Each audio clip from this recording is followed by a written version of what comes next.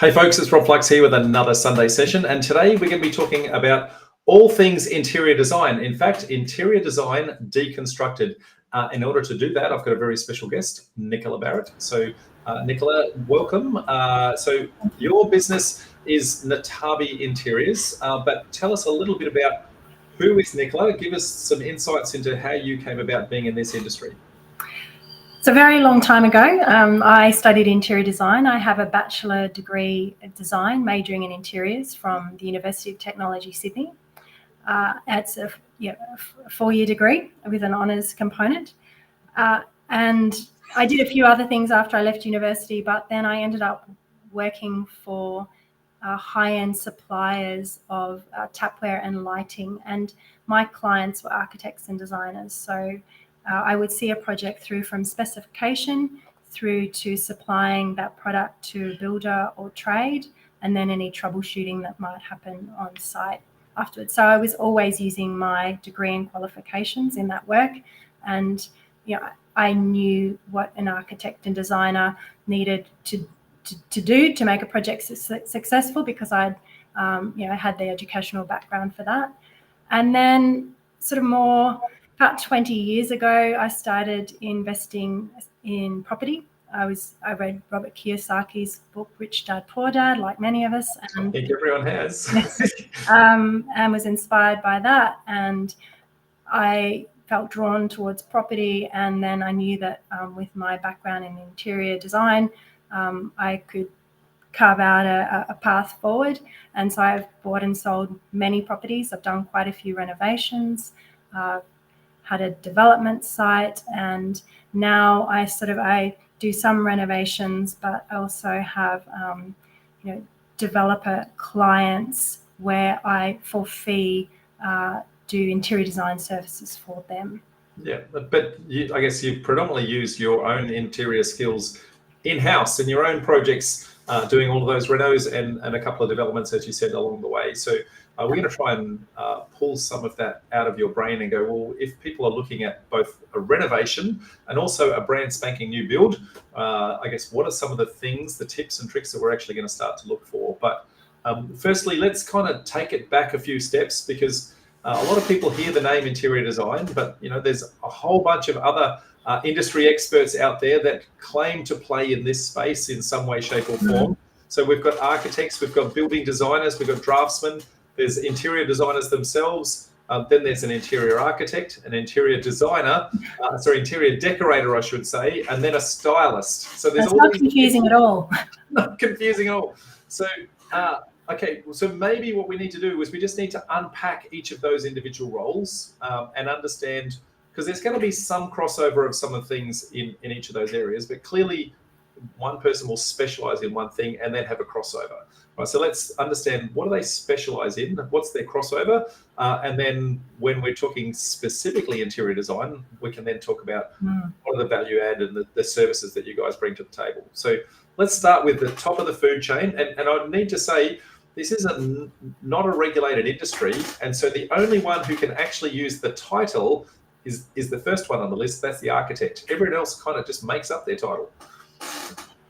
Yes, they can do, in a way. So so an architect is the most regulated, and they have to have professional indemnity insurance, and they have to be a member of they have to be registered as an architect in their state. So it's a professional body, similar to, say, a lawyer or an accountant. And it's the most regulated. And an architect has done probably 5 or so years of study, and then a couple of years of job placement to get to that, be a member of that professional body. So then there's a building designer. Building designers can do, I think there is a degree for that, but there's also, they can have a diploma, and a draftsperson, as far as I can understand, some are self-trained, so they might not, it's unlikely, but they may not actually have any formal qualifications and be calling themselves a draftsperson. So if we look at just those 3 roles, I guess that's really the actual house itself, the actual or the dwelling itself. and then everyone else that's going to talk to is all the what's happening inside the house. Yeah, so an architect is going to be, the building envelope is going to be something they specialize in. Of course, they do interior plans as well, but an interior designer or interior architect like myself is specialized in designing internal floor plans.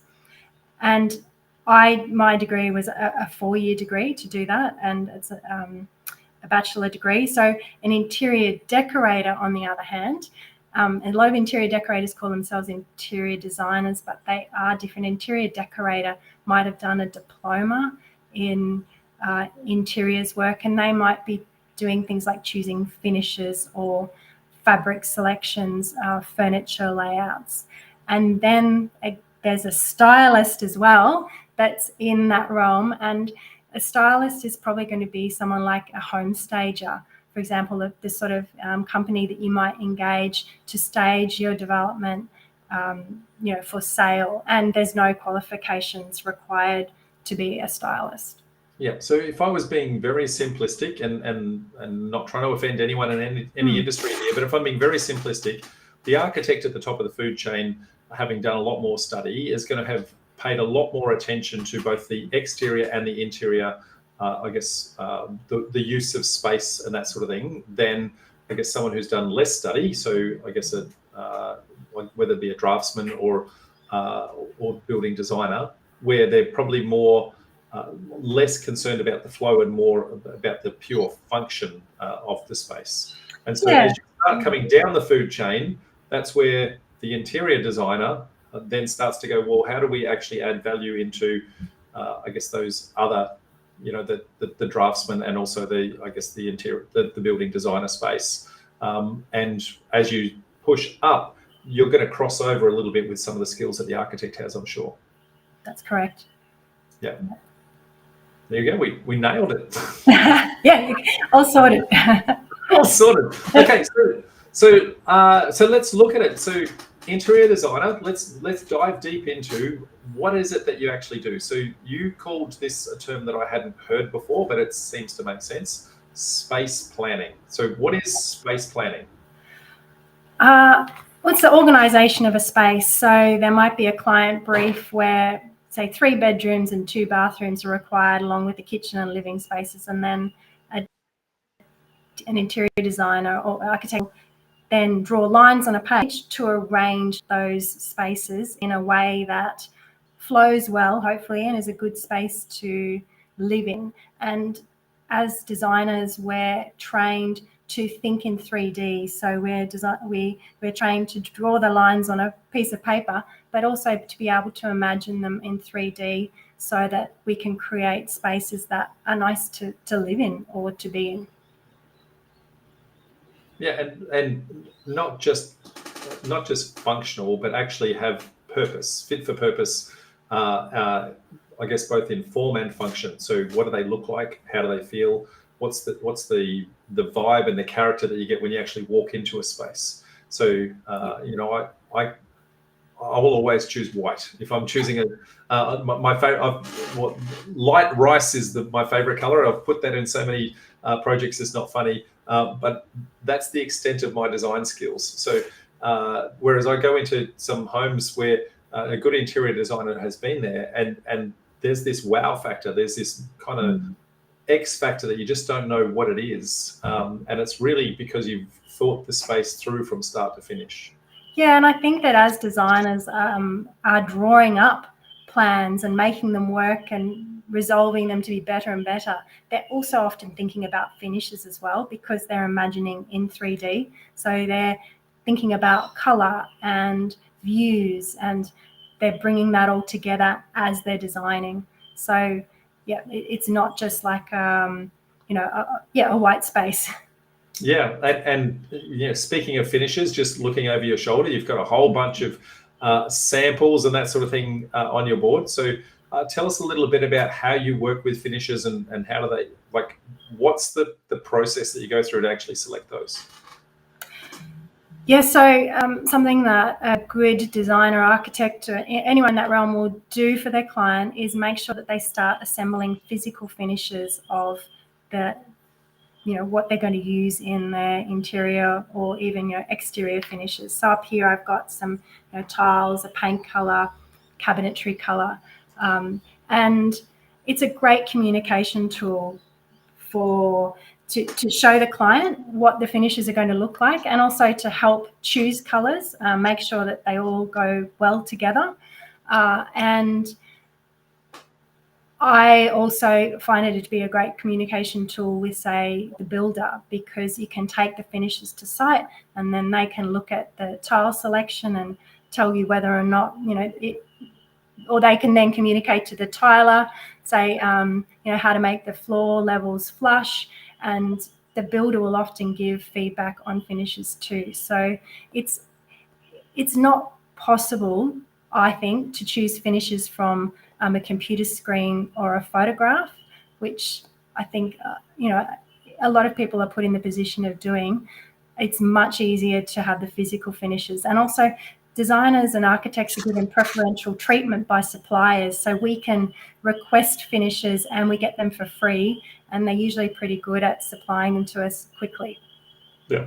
And so it's also useful if you're having to sell off the plan, having a finishes board, being able to show someone, hey, this is actually what it's going to look like, so they can start to imagine that finished space as well. Yeah, they can visualize what the space is going to look like. And also there might be choices that are made along the way too. So there might be 2 different tile selections, and it then means that you have either a client or a buyer's engagement in the process too. Yeah, absolutely. So look, now that's what we do, right? Now we want to try and pick on your brain with some of your experience in running the many, many projects that you've run along the way. So a lot of those in the renovation space, and now I guess a lot more in the development space. When we're looking at 2 different, a building that already exists versus a brand spanking new clean slate, I'm imagining that there's very different problems and issues and challenges. So why don't we firstly look at, I guess, an existing renovation. You're coming in, you're getting a floor plan that's been probably there for 20 or 30 years. What are some of the things that you're looking for when you're actually seeing a floor plan to go, what is it that I can do to rearrange this space to try and, I guess, modernize it and bring it back to a little bit more, I guess, useful in the current, current climate? Because I don't mean that from a temperature perspective. I mean, our lifestyles have changed. In 20 or 30 years, our lifestyles have changed massively. So how do we modernize these things? Well, first thing I do when I look at a floor plan is to see whether or not I can add more bedrooms in, because often that translates, or generally can translate, to more dollars with the end sales value. So being able to add an extra bedroom is great. Also, adding an extra bathroom or a powder room can be great if the plumbing, layout will work with that. Those are the 2 main things I would look for. Also, being able to put in study nooks, for example, or especially since COVID, and then make sure that the kitchen is orientated and put in in a good spot in terms of the flow through to a dining room or a living room. I look to do that as well. Yeah, and in many instances, those old kitchens and that sort of thing, lime green, horrible oranges, all sorts of things like that.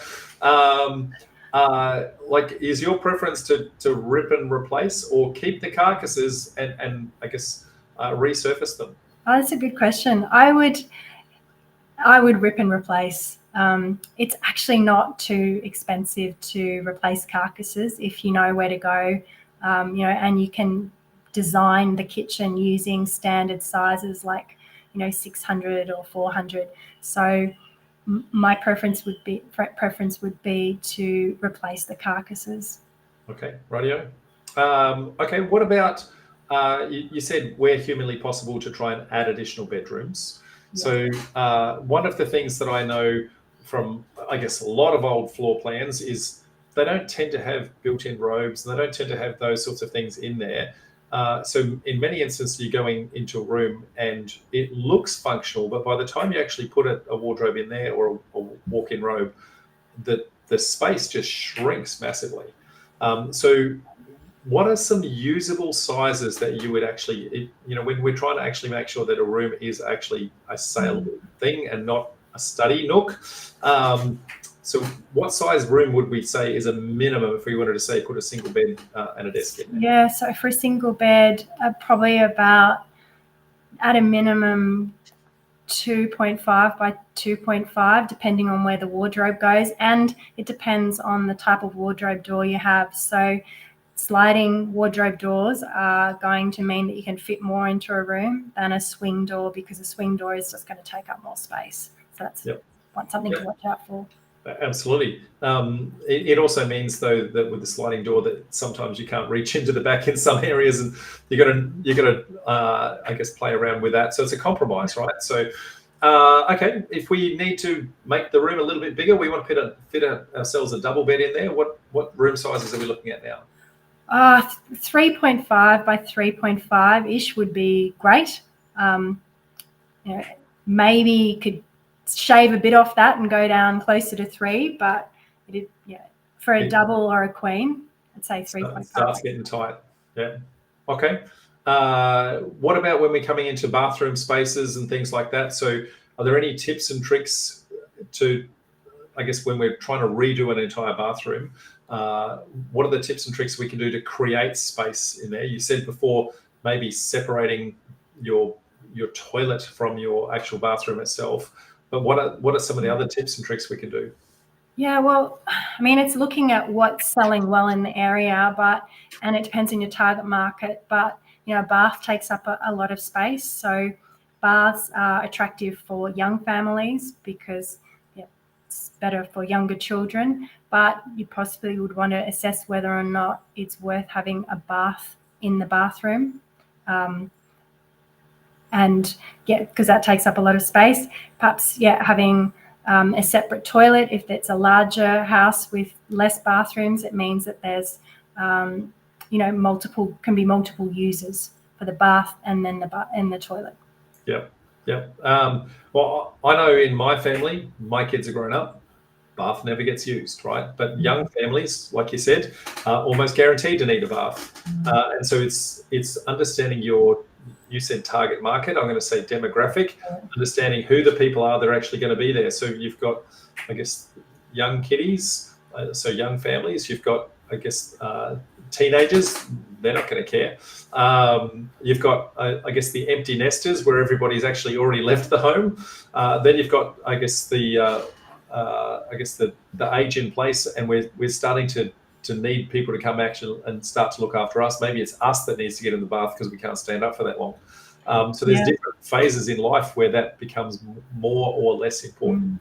And it's just made me think of a trend that's come into place, and you would have seen it, of having just a single sort of pane of glass for a shower rather than having a door opening. And a shower screen where the door opens, then that door will take up more space. So having just a single pane of glass is a space-saving device, and also is probably good for an older generation because they don't have to step over anything or walk around things to get into the shower. And they just look sexy too. They do. Okay, what about I guess opportunities for modernizing the actual floor plan itself? So open plan living, we tend to see in those older designs that the kitchen and the dining and the living were all completely independent rooms and not related to each other. So what do you look for in opportunities to bring those back together?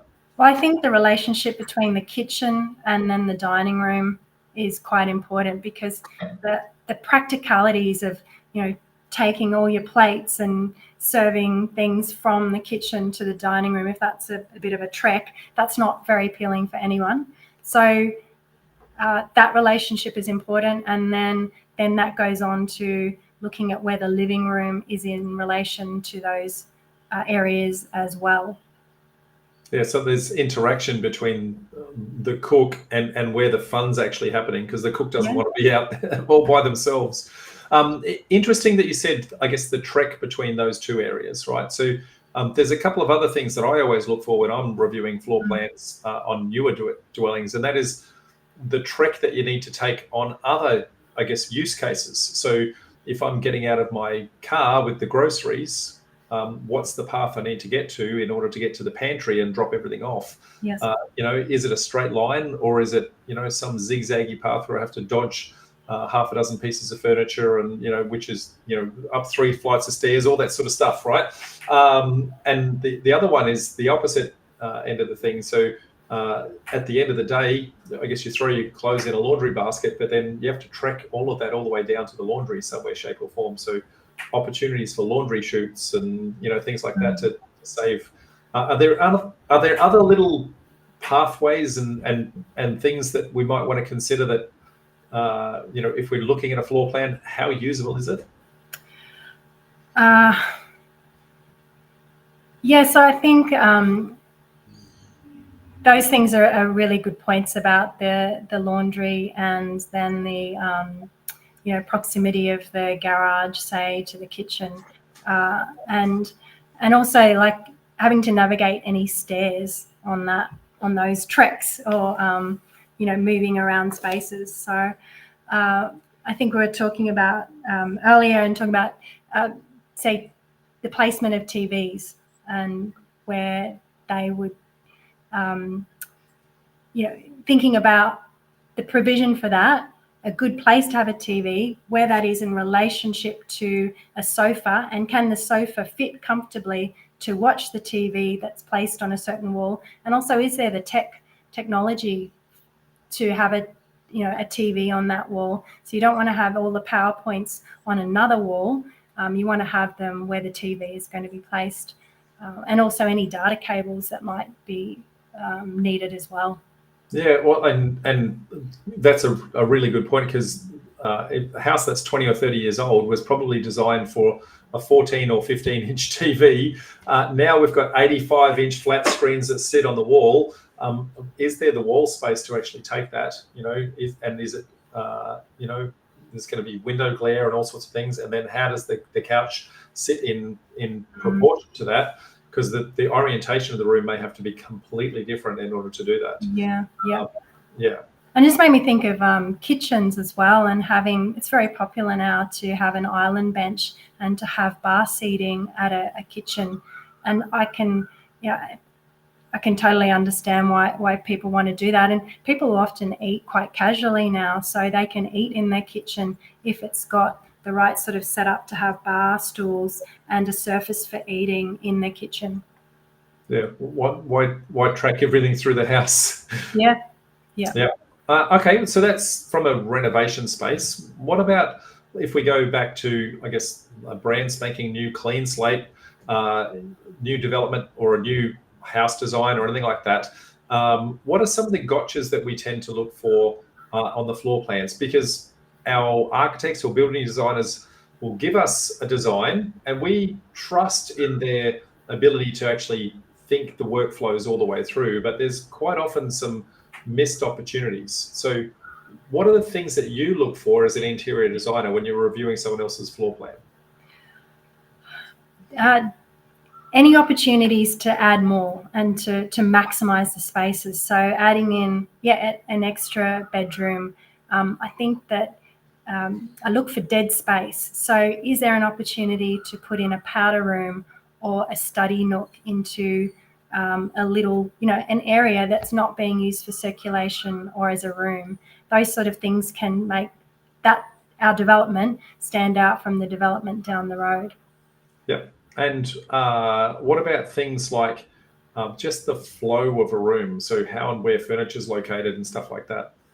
Yeah, so an interior designer will often draft up where furniture placement is, and that can then inform the placement of, of walls. And then, something like I say, that then we look at what sort of, whether or not we do have a sliding door or swing door on a wardrobe. And when I'm looking at a floor plan, I like to see, say, all the bedrooms, say, being placed together, because that's going to be a quieter zone, say, to living areas, which are going to be noisier zones. So I don't want to see too many bedroom doors opening onto living spaces. So that's the sort of thing I would look at in terms of a larger, bigger picture in, designating spaces. Yeah. What about things like, I guess, understanding the demographic of who is the audience that we're actually trying to create this product for? I think that's the crux of it. That's crucial. And that comes back to due diligence and research that we might do. And also that then ties into the brief that you would give an architect or building designer to say how many bedrooms or bathrooms you require to be designed, in the spaces that you're going to build. Yeah. But that's also going to change things like, well, if they're age in place, then less stairs, for example. Yeah, absolutely. Like I've seen, I think a really good floor plan for that sort of demographic is, if it's 2 stories, to have a main bedroom and bathroom downstairs, and then sort of the secondary bedrooms upstairs. So that means that someone moving into that house knows that they will be, they might not even have to go upstairs if needed. They could just have guests upstairs, and they could they can be on one level and live on one level.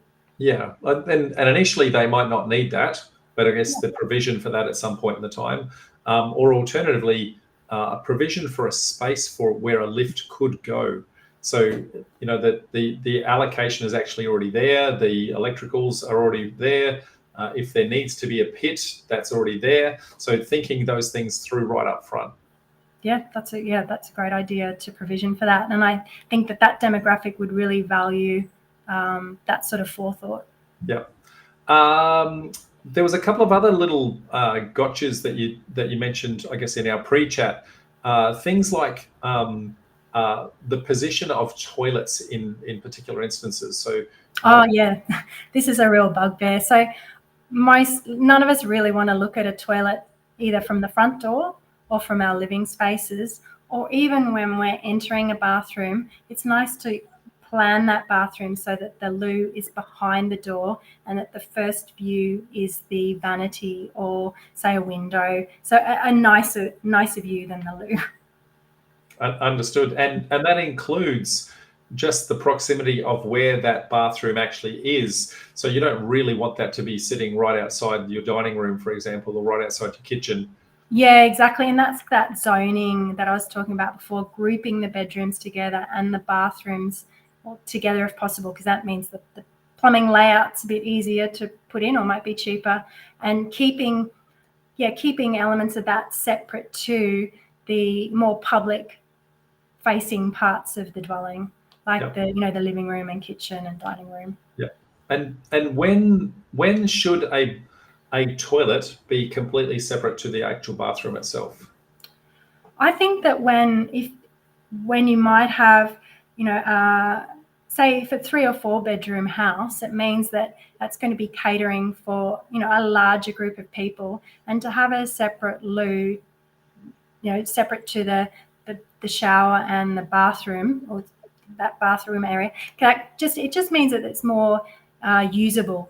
And that means that you can have, in the morning, you could have a couple of people using the bathroom, and might reduce the queue in the morning. So I think people can value that sort of thing if they've got a larger family. Yep. And if it is a larger family, just assuming that it is, quite often there'll be 2 separate living areas. So what are some of the things that you would do when you're considering, I guess, the placement of 2 separate living areas? I try to keep them separate if possible, so that you can have one lot of family members might be having a conversation, and then another member of the family might be watching something on TV. And acoustically, we're just going to try to separate them a bit, so that it's more comfortable for everyone that's in that house. Okay, so overall, that's a good summary of some of the things to actually look out for.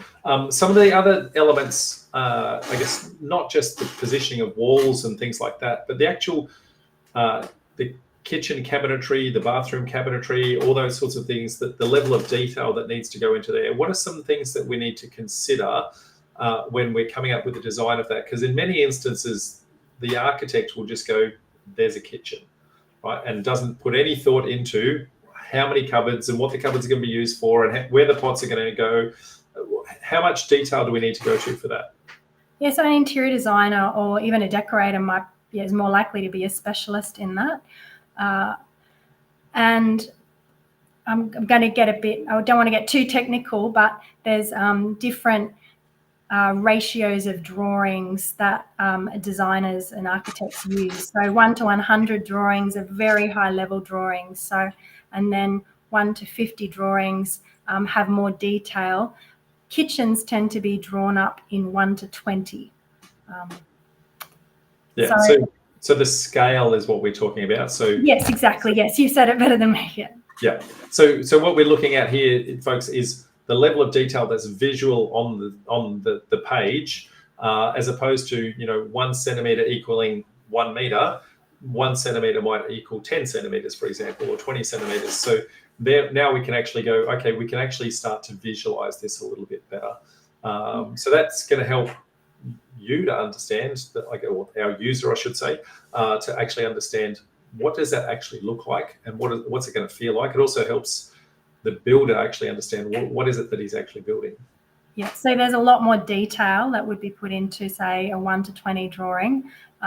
And that means that as a client, you could go to your architect or designer and then you prompt more questions, because you can examine each detail and say, well, in a 1 to 20 drawing, handles might be put onto the drawing, or the exact location of a dishwasher, so that we can understand that when the dishwasher opens, it's not going to collide with any cupboards that are open. That all comes up in those more detailed drawings, and as a client, you can it's more apparent where there's going to be issues, if there's going to be issues.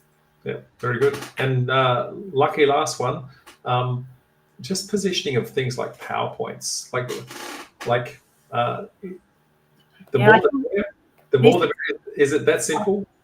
It's often left off drawings because they're just not as detailed as we would like them to be, and it's such an easy problem to solve, to have the right amount of or to have good amount of PowerPoints in in a bedroom or in a kitchen. It's not very hard for an electrician to do that, but I see it go wrong so often, that they're put in the wrong place, or that there's just not enough provision for.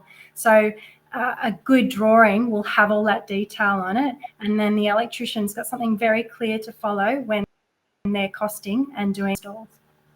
Very good. So wrapping it all up, putting all of this together, you're going to see a whole bunch of trends that change over time, and as we go from the 70s to 80s to 90s to the noughties and etc., things change. Lime green is no longer in. Come back. It's coming back. I don't know. You never know. What are some of the trends that you're starting to see that are starting to work their way into the designs that you're working on now? Well, one of them is with the advent of silicosis. So that's this lung disease that workers get from dealing with engineered stone. So I've seen some really great uses of Laminex and timber as alternatives to engineered stone, and they're cost effective too. So I think that there's going to be a trend away from using engineered stone, and actually IKEA and Bunnings are now phasing it out. So designers are going to be looking for alternative materials, and that's going to influence us all of our spaces. The other thing I just wanted to say as well, like higher end designers and architects, it's like couture design, which ends up influencing the fashion that you see in the high street. The same thing happens in interior design and architecture. The leading architects and designers, design these amazing spaces with amazing materials, and that does filter down into everyday dwellings. And, that happens a lot. And also suppliers are influential too. So I'm seeing in high-end tile stores some really beautiful examples of terracotta at the moment. And then I just went to the discount tile shop here in Sydney, and they have knockoffs of those tiles. So I'm predicting terracotta is going to be fashionable, or going to start being fashionable again. What else? Oh yeah, grained timber is coming back into fashion. So in the minimalist sort of 90s and early 2000s, designers often would specify timber that was light in color without a lot of grain. And I'm seeing a move away from that, where the designers are embracing timber with a lot of pattern in it and darker colors and interesting grains. And I think that's an environmental consciousness thing as well, where designers are looking to use recycled materials, and so recycled timbers coming back into fashion. Very good. So, and I guess the last one, which you mentioned, I guess, prior to the show, and I never even thought about this. You said there's actually now starting to be a move away from open plan living. Yeah, I think that people are starting, if their space allows, valuing having separate spaces, especially with COVID. I think COVID changed things in that a lot more people are working from home. So they want to have, say, a living space that could be a quasi workspace that they can shut off from the rest of the house so that it's acoustically separate. There you go. That wouldn't have been something I would have picked, but there you go. There it is. Have you got any parting words of wisdom for anyone who's considering whether or not they should or shouldn't use an interior designer? What would be the time that they should, firstly, what should they use them for, and when should they engage in the process? Oh, wow. I think we're, can value add enormous amounts to a project. Obviously, it's developers are aware of costs, so it's a cost thing. But you might only have to engage an interior designer for, say, 3 or 4 hours, and they might be able to give you some really good input into your floor plan and just make it work that much better. That your end product is then going to sell for more and sell faster. And also, interior designers are going to be able to keep up with the trends, but so balance it with making your dwellings contemporary and make them stand out a bit, but we don't want them to stand out too much. So a good designer will also look around at what's selling in the area and make sure that it's not too dissimilar from other product that's is your competition. Very good. Okay. Well, so thank you very much for all of that and sharing your words of wisdom, Nicola. Now, for those of you who have been following us for a little while, you will know this already, but for those who haven't, not only do we run these Sunday sessions, but we also run networking events all the way around the country. So we run them in Brisbane, Sydney, Melbourne, and Adelaide physically, and we also live stream them all the way around the country. So if you actually want to catch up with any other industry experts, just like Nicola, and also share in people's real deal opportunities, and also share a beverage or two, then why don't you come up to one of our networking events in the not too distant future. Nicola, it's been an absolute pleasure having you with us. I'm going to say thank you very much for your time, and we'll say to everyone, bye for now.